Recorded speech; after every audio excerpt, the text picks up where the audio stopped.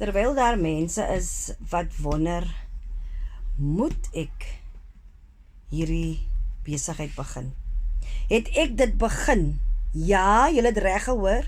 Ek het dit begin. Ek het gehoor van 'n blueprint wat mense hier in Suid-Afrika gebruik om dollars te verdien hier in Suid-Afrika. Hulle werk 2 ure 'n dag. Hulle maak dollars. Hulle maak 'n beter lewe vir hulle self, 'n beter lewe vir hulle families. En ek het gedink ek wil dit ook probeer. So ek het dit probeer en vandag launch ek my eie besigheid. Ek is die CEO van my eie besigheid. My naam is Hendrika. Ek is baie opgewonde. Ek is ook 'n bietjie skrikkerig want dit is 'n heel nuwe wêreld. Maar ek is meer opgewonde want ek weet dit gaan 'n beter toekoms wees vir my familie, vir my gesin.